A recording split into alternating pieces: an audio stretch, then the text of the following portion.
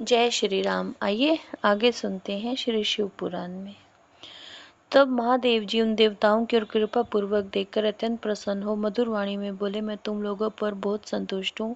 उन प्रार्थनीय व पूज्यतम भगवान वृषभध्वज को अत्यंत प्रसन्नचित जान देवताओं ने प्रणाम करके आदर पूर्वक उनसे पूछा, भगवान, इस भूतल पर किस मार्ग से आपकी पूजा होनी चाहिए और उस पूजा में किसका अधिकार है, ये ठीक ठाक बताने की कृपा करें। तब देवेश्वर शिव ने देवी की ओर से मुस्कुराते हुए देखा और अपने परम घोर सूर्यमय स्वरूप को दिखाया। उसका वह स्वरूप संपूर्ण ऐश्वर्य गुणों से संपन्न, सर्व तेजोमय, सर्वोत्कृष्ट व शक्तियां, मूर्तियों, अंगों, ग्रहों और देवताओं से घिरा हुआ था। उनकी 8 भुजाएं और 4 मुख थे। उनका आधा भाग नारी के रूप में था। उस अद्भुत आकृति वाले आश्चर्यजनक स्वरूप को देखकर सब देवता ये जान गए कि सूर्यदेव, पार्वती देवी, चंद्रमा, आकाश, वायु, तेज, जल, पृथ्वी, शेष पदार्थ भी शिव के ही स्वरूप है।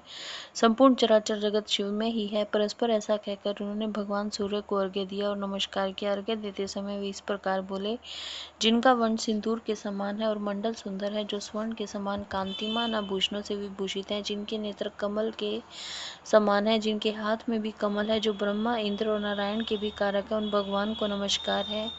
यूं के उत्तम रत्नों से पूर्ण सुवर्ण, कुमकुम, कुश और पुष्प से युक्त जल सोने के पात्र में लेकर उन देवेश्वर को अर्घ्य दें और कहें, भगवान आप प्रसन्न हो, आप सबके आदि कारण हैं, आप ही रुद्र, विष्णु, ब्रह्मा और सूर्य रूप हैं।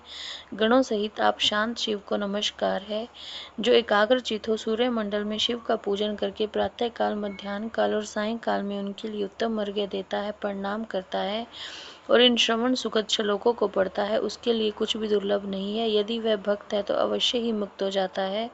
इसलिए प्रतिदिन शिव रूपी सूर्य का पूजन करना चाहिए। धर्म, अर्थ, काम और मोक्ष के लिए मन, वाणी और क्रिया द्वारा उनकी आराधना करनी चाहिए। तत्पश्चात मंडल में विराजमान महेश्वर देवताओं की ओर देखकर उन्हें संपूर्ण शास्त्रों में श्रेष्ठ शिव शास्त्र देकर वहीं अंतर ध्यान हो गए। उस शास्त्र में शिव पूजा का अधिकार ब्राह्मण, क्षत्रिय और वैश्यों को दिया गया।